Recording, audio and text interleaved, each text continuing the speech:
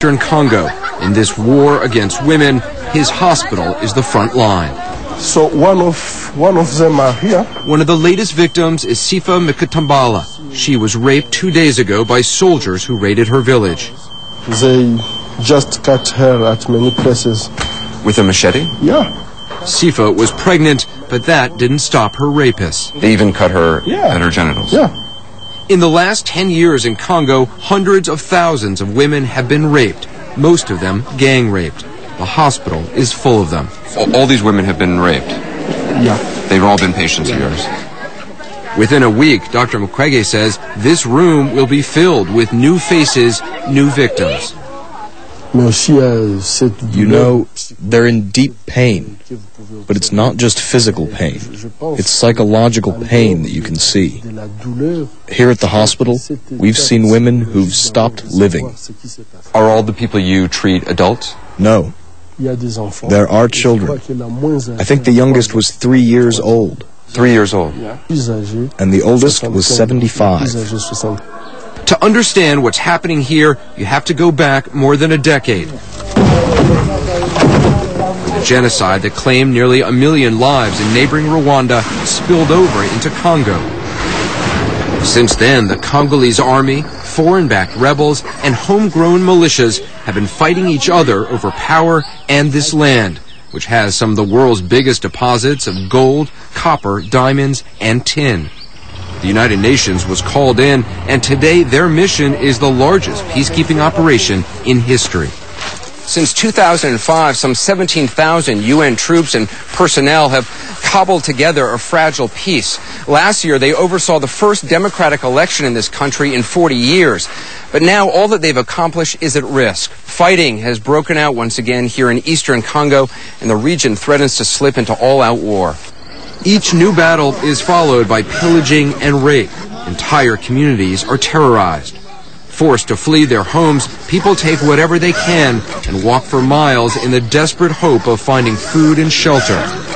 Over the last year, more than 500,000 people have been uprooted. A fraction of them make it to these cramped camps where they depend on UN aid to survive.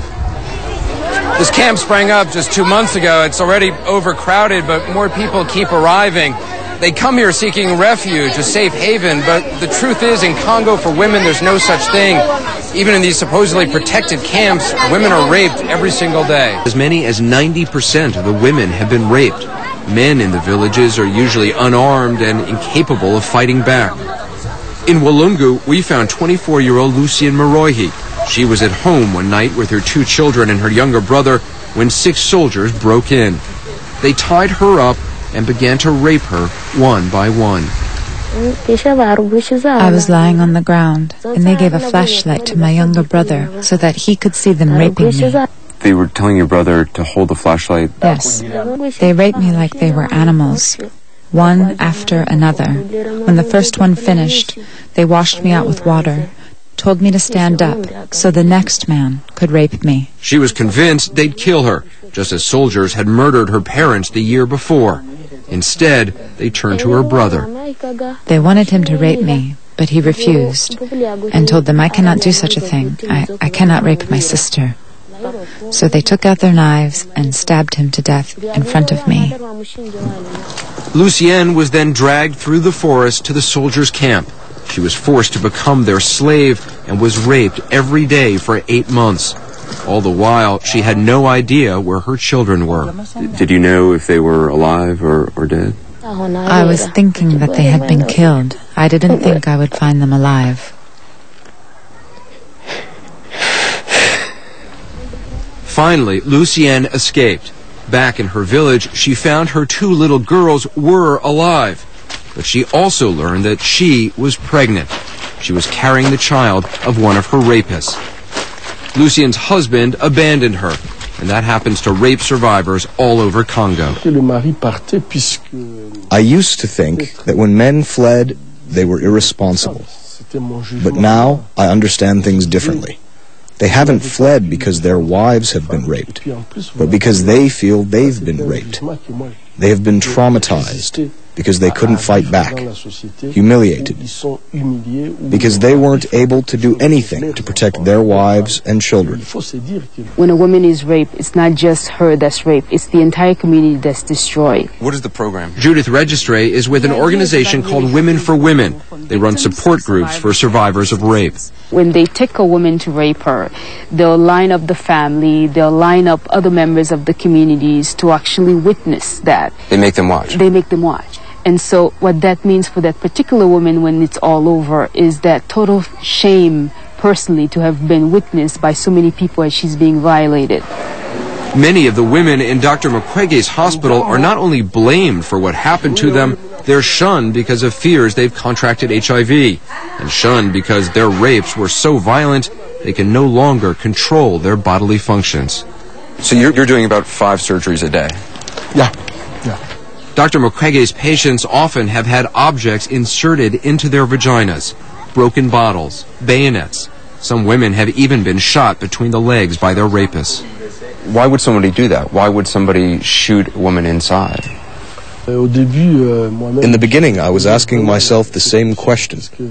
This is a show of force, of power. It's done to destroy the person. Sex is being used to commit evil. People flee, they become refugees. They can't get help. They become malnourished, and it's disease which finishes them off. For these women, Dr. Mukwege is both healer and counselor. Dunia Karani is an orphan. She has polio and can't walk, but that didn't stop soldiers from raping her. Now she's pregnant and has no idea how she'll cope. What do you say to a young girl? What do you tell her about her future? The most difficult thing is when there is nothing I can do. When I see a 16-year-old, a pretty 16-year-old who's had everything destroyed, and I tell her that I have to give her a colostomy bag. That is difficult. Despite those difficulties, more often than not, Dr. Mukwege is able to repair the damage to these women's bodies. They see him as a miracle worker, one of the only men they can trust.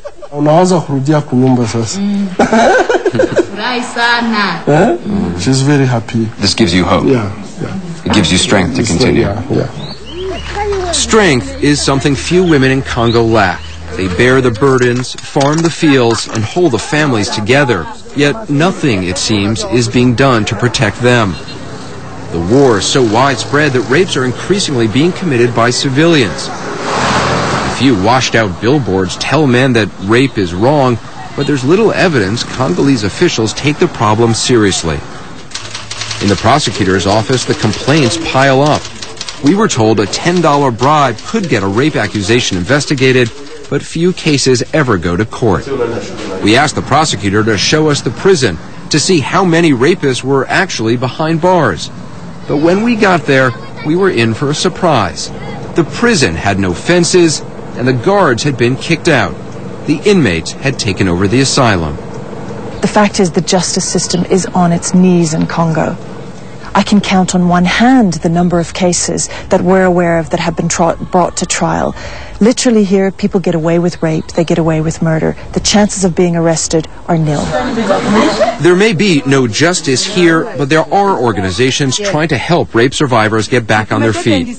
Women for Women teaches survivors how to make soap, how to cook, skills they can use to earn money. They also learn how to read and write.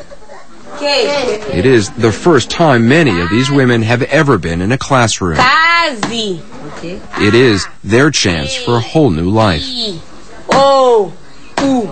Remember Lucien Moroihi? She's jumped at that chance. She hopes to start her own business one day. And that little child she holds, that's the child of one of the soldiers who raped her, one of the men who killed her brother. A baby girl, born a year ago. A baby girl Lucien named Luck. I named her Luck because I went through many hardships. I could have been killed in the forest, but I got my life back. I have hope.